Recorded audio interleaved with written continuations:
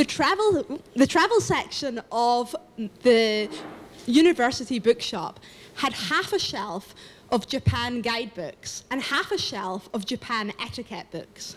Now, I was a poor medical student, and I could only afford one book, and I already had my heart set on the guidebook. But I couldn't help looking over at those etiquette books. You see, I wasn't just going to Japan as a tourist. I was going to work in the kidney department of a hospital and live with a Japanese family for a month. It was more than possible that the etiquette book had something of relevance for me, and there were quite a lot of them. So I had a sneaky peek. There was a whole chapter on bowing. If you met a friend, it seemed, you should bow 15 degrees. If you met a business-type client, then you're really looking at a nice 30 degrees. If you met a distinguished and esteemed person, then you're really looking to bow in between 45 and 90 degrees, full hip bend, straight back. Like so. I closed the book. I was a little bit worried that it contained quite a lot of rules, and I was clearly going to be the exception to every single one of them, but time was of the essence. I paid and ran to class. Not long afterwards, I touched down in Japan. I was met at the airport by my host family. As I stepped out, each and every one of them gave me a full 90 degrees straight back hip bend bow. And I thought, I've heard of this. This was the bow for esteemed and distinguished people. And I was, to be fair, like a 19-year-old foreign random medical student, which in my view didn't really merit that sort of esteem. But fine, I went with it, and it sort of continued. We got home, they had thrown a big banquet in my honor.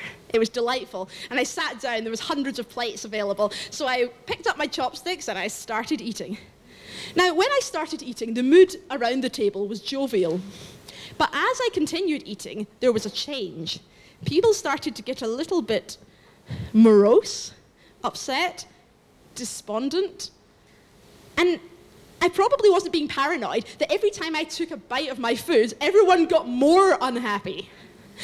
I decided to test it. I really slowly took a mouthful and I looked around.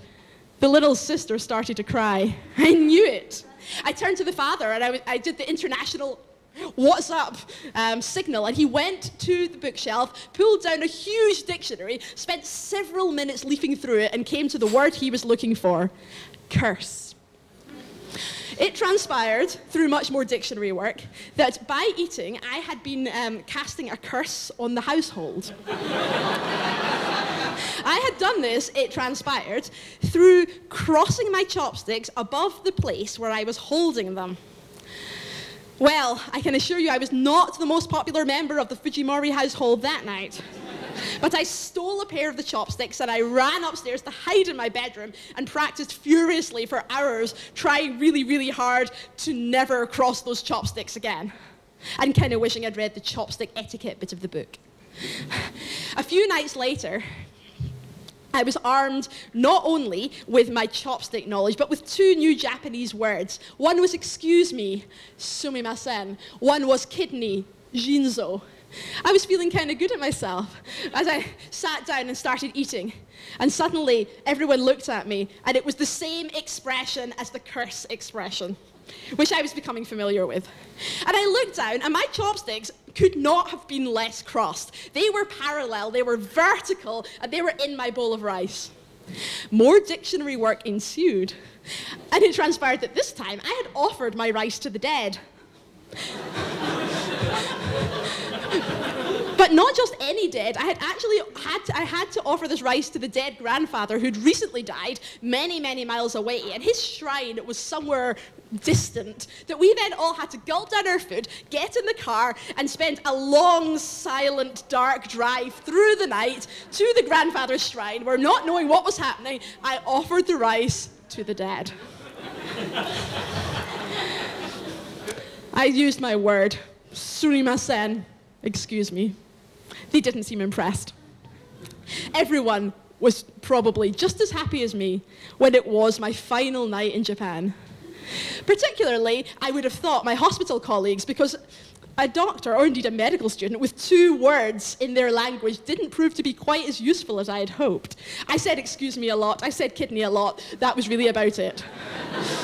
However, they had launched a grand dinner to say farewell to me, which I thought was a lovely gesture. And when I got there, I was intrigued to find it wasn't just the colleagues that I knew. There were like 40 people there. And we were all sitting at this big, long table. And it was one of those Japanese grills where they have a sort of grill flickering flame thing in the middle of the table. And everybody gets their own little pile of raw meat and fish. And you take your chopsticks, you grill it, and you eat it. I, by this time, was a chopstick maestro. They were at just the right angle. It was all going well until there was a really big, slippery piece of fish, and I dropped it. And it was fine, like people drop things, but as I tried to pick it out, I held my wooden chopstick just a little bit too long in that flame, and it went on fire. Now, I hadn't read that part of the etiquette book, but I was pretty sure it was a no-no. I acted fast. It was only a little flame, it was nothing drastic, so I poured my glass of water over it. Except it wasn't my glass of water. It was my glass of sake. The alcohol sent the whole thing up like a fireball.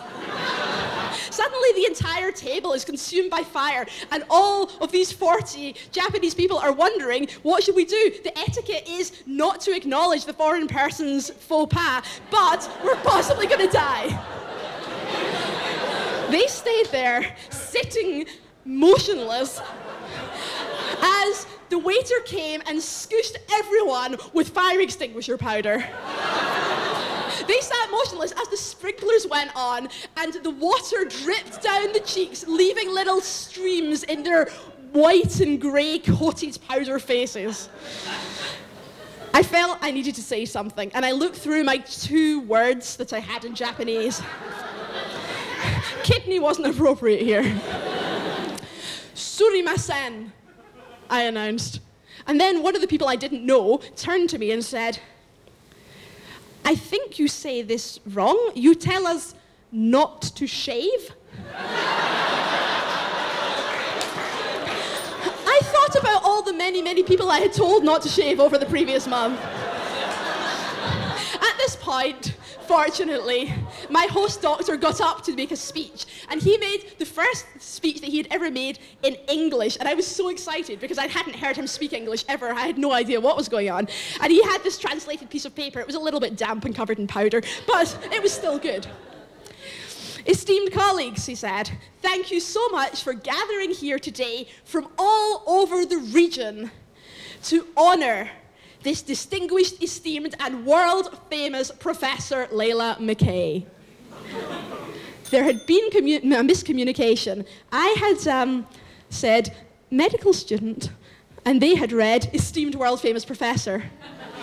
It was unfortunate, and there was only really one thing to say. I had already been the exception to every rule. I had already lost one of my 2 words. It was time to brandish my final one. So I just stood up.